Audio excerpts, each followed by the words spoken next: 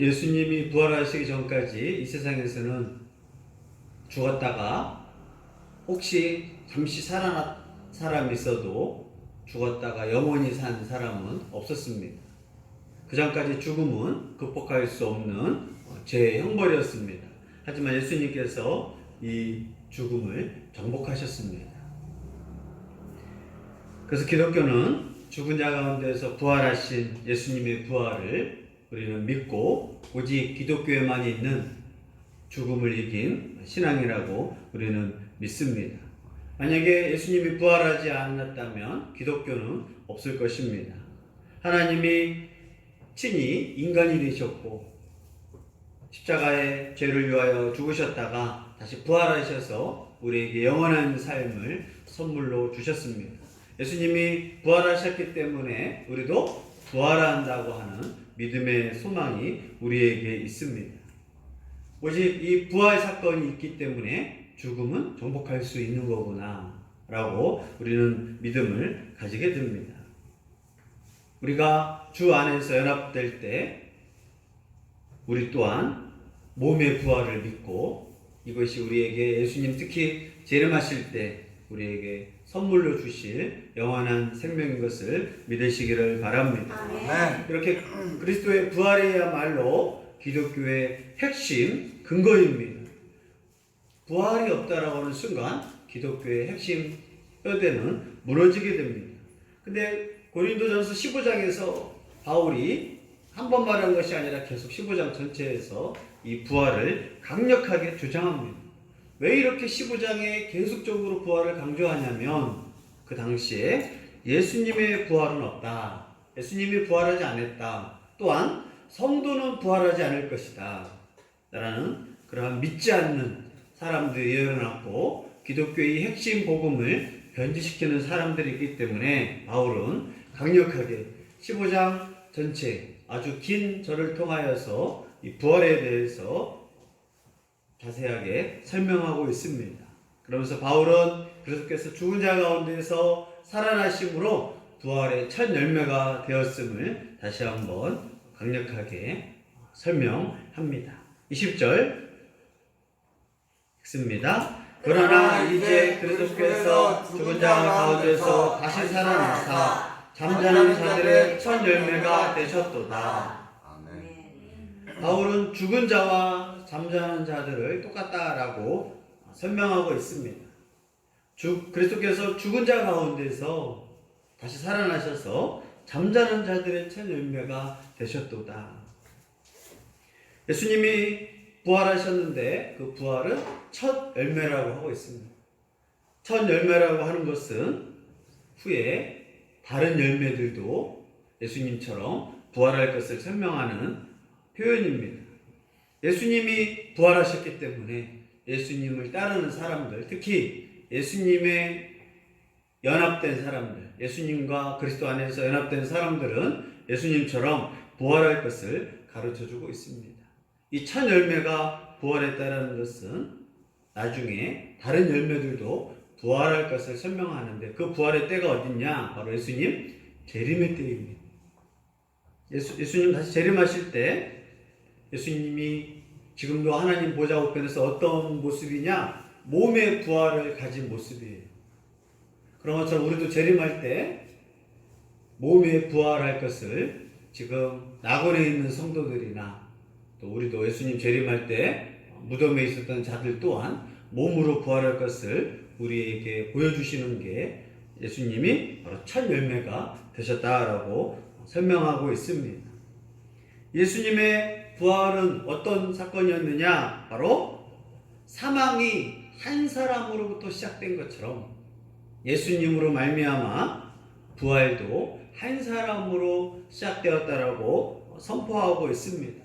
왜 우리가 예수님 믿으면 부활하느냐를 설명하기 위해서 바로 아담으로 말미암아 사망이 온 것처럼 부활의 한 사람을 통하여 영원한 생명이 온다라고 바울은 설명하고 있습니다. 21절 읽습니다. 사망이 한 사람으로 말미암았으니 죽은 자의 부활도 한 사람으로 말미암는도다. 성경은 이 대표성의 원리를 강조합니다. 인류에게 처음 죽음, 사망을 가져온 자가 바로 인류의 대표인 아담이었습니다. 아담의 범죄로 인하여 인간은 죽음이라고 하는, 사망이라고 하는 형벌을 가져오게 되었습니다. 왜 인간이 다 죽게 되었느냐? 아담의 대표적인 원리, 우리의 인간의 대표인 아담이 죄를 범하여 죽음을 가져오게 만들었습니다. 다른 종교에서는 어떻게 죽음이 생긴지 모릅니다. 과학자들은 사람이 다 시간이 지나면 죽는구나, 그걸 과학적 원리라고 말하지만 우리 성경만이 어떻게 처음 죽음이 시작되었는가? 바로 첫 인류의 조상인 아담이 하나님께 죄를 지어서 죽음이 이 땅에 시작되었다라고 가르쳐주고 있습니다. 이 아담으로 말미암아 아담의 이 대표성을 가지고 죄를 범죄했기 때문에 이제 모든 인류는, 아담을 통하여 대표성을 띄었던 모든 인류는 죽음을 이기지 못하고 모두 다 죽게 되었습니다. 그래서 모든 인류는 이 죽음을 극복할 수 없습니다. 아담의 대표성 또한 죄를 가져왔지만 모든 인류는 자신이 하나님 앞에 죄인으로서 결국 죽음을 맛보게 되었습니다. 그래서 모든 인간은 죽게 되었다라고 성경은 가르쳐주고 있습니다. 그래서 인류에게는 이 죽음을 극복하고 싶은 사람이 있었습니다. 진시황도 천하를 통일하고 오래 살고 싶다고요. 모든 걸 다 가진 사람들에게 소망은 오래 살고 싶습니다. 죽지 않는 약재들, 불로초를 찾아다녔던 그 모습처럼, 그러나 이 죽음을 극복한 사람은 아무도 없었습니다. 세계 지배자들, 알렉산더, 또 로마의 시저, 많은 사람들이 이 죽음을 극복하고 싶었지만 의학들, 또 많은 음식들, 많은 그런 기술들을 통해서 조금 연장을 시킬 줄 모르겠지만 이 죽음을 극복한 일은 없었습니다. 그러나 한 사람, 예수 그리스도 통하여서 바로 죽음을 극복했다라고 가르쳐주고 있습니다. 죽음을 극복한 자가 바로 두 번째 아담이신 예수님으로서 이 죽음을 극복하고 부활한 첫 번째 열매가 되셨다라고 가르쳐주고 있습니다. 그러면 우리는 아담의 대표성의 원리에 따라서 우리가 죄인이서 죽는 것처럼, 예수님이 부활했는데 나와 무슨 상관이 있느냐? 예수님의 대표성을 우리가 믿고 연합되면 예수님이 부활한 것처럼 우리도 부활할 것을 성경은 가르쳐주고 있습니다. 내가 왜 예수님 부활했다고 상관이 있나? 마찬가지입니다. 아담이 죄 지었는데 우리가 왜 죄인인가? 라고 질문하는 것처럼, 아담이 대표적인 조상인 것처럼 아담의 죄로 인하여 또 우리의 그 죄성으로 인하여 우리도 죽는 것처럼, 그렇다면 순종하였던 예수님이 부활한 것처럼 우리가 예수님과 연합된다면, 대표적인 예수님의 부활을 믿는다면 우리 또한 연합되어서 부활할 것을 성경은 가르쳐주고 있습니다. 고린도교회 성도들한테 우리가 어떻게 부활할 수 있느냐? 혹시 예수님이 부활했어도 예수님만 부활한 거지 우리가 어떻게 부활한 거냐? 근데 예수님의 부활은 예수님의 부활만을 위해서 부활하신 게 아닙니다. 성도들에게, 예수님 믿는 자들에게 몸의 부활을 소망케 하시려고 예수님이 부활한 것을 믿으시기를 바랍니다. 그래서 바울은 이 대표 원리를 통하여서 아담이 사망을 가져온 거라면 예수님은 생명, 부활의 생명, 영생을 가져온 것처럼 우리도 아담과 연합되었던 것처럼 예수님과 연합되었다라면 다시 부활할 것을 바울은 설명하고 있습니다. 그래서 다시 한번 아담 안에서 죽은 사람이 되는 것처럼 그리스도 안에서 우리가 영생을 얻게 될 것이라고 가르쳐 줍니다. 22절 읽습니다. 아담 안에서 모든 사람이 죽은 것 같이 그리스도 안에서 모든 사람이 삶을 얻으리라. 아멘. 그 한 사람이 누구냐? 바로 아담입니다. 아담 한 사람으로 인하여 모든 사람이 죽은 것처럼 인류의 대표인 아담으로 말미암아 모든 사람이 죽는 것처럼 대표가 잘못하면 사망을 가져왔습니다. 이게 하나님이 이 땅에서 만든 원리예요. 대한민국 축구가 다른 나라에 졌다, 우리나라가 진 거예요. 대한민국이 코로나 방역을 잘했다, 우리나라가 잘한 거예요.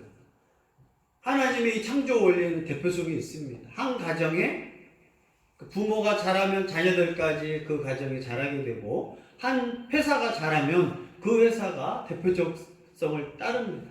그래서 우리는 사람을 뽑을 때 대통령들, 또 총리들, 각 대표를 잘 뽑아야 한다는 게 우리가 왜 중요하냐? 대표가 칭찬받으면 그 대표 때문에 다 칭찬받고, 대표가 욕을 먹으면 다 욕을 먹는 겁니다.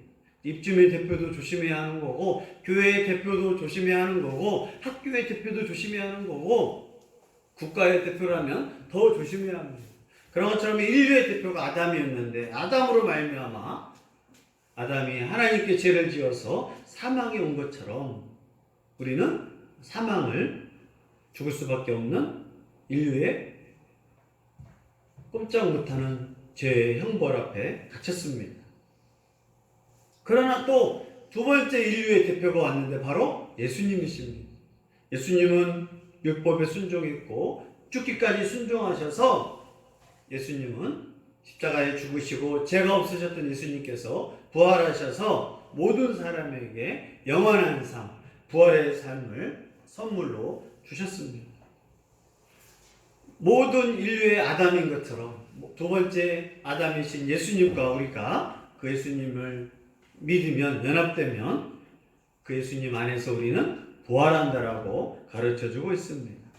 그리스도 안에서 연합된 우리들은 예수님이 주신 이 영원한 삶, 그 모습을 친히 부활의 첫 열매가 되셔서 우리에게 모범이 되어주신 것처럼, 이제 아담 안에서 모든 사람이 죽었지만 그리스도 안에 있으면 그리스도 안에 있는 모든 사람이 영원한 삶, 부활의 삶, 바로 영생을 얻을 것을 바울은 가르쳐주고 있습니다.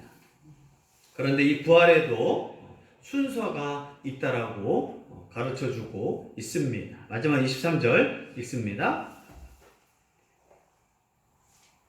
그러나 각각 자기 차례대로 되리니 먼저는 첫 열매인 자, 23절 읽습니다. 시작. 그러나 각각 자기 차례대로 되리니 먼저는 첫 열매인 그리스도요, 다음에는 그가 강림하실 때 그리스도에게 속한 자요. 아멘. 부활의 순서가 있습니다.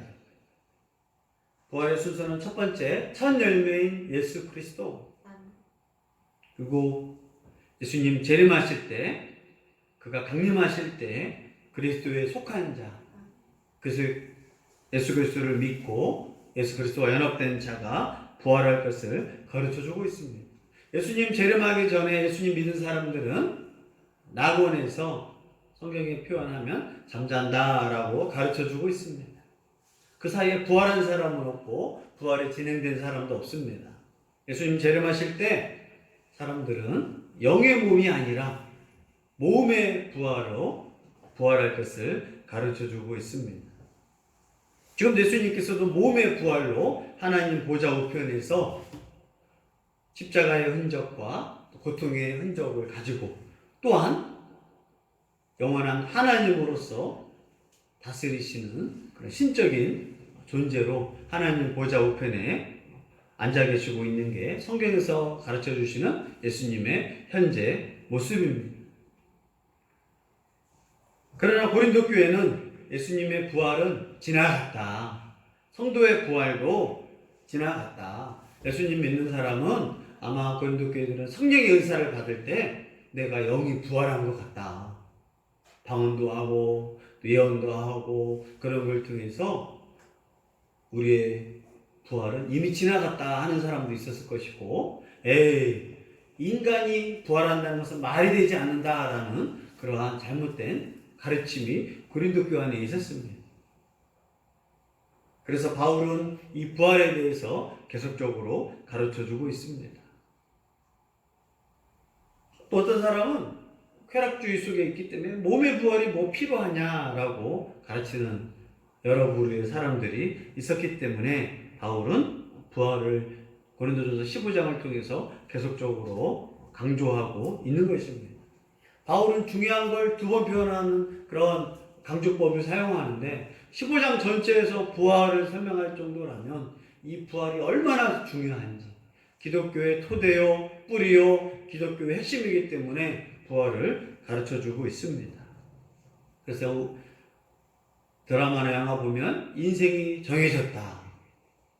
사주팔자를 통해서 인생은 정해졌다. 운명론을 의외로 많이 가르쳐줍니다. 그러나 인생은 하나님 앞에 저주받아서 모두 죽고 영원한 지옥에 갈 수 있는 게 인생의 원래 방법이에요. 그러나 운명은 정해진 게 아니라 예수 그리스도를 믿으면 영원한 지옥에서 영원한 천국, 영원한 낙원에 들어가는 것을 믿으시기를 바랍니다. 아멘. 이 죽음을 끊어버린 자가 누구냐?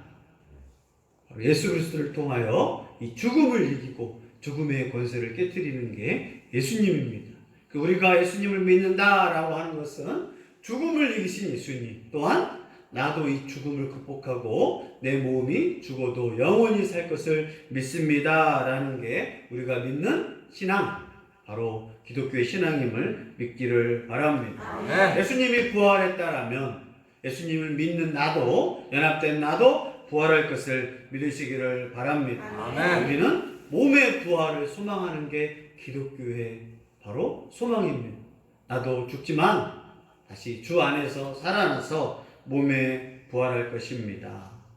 그러한 복된 교회가 되기를 예수 이름으로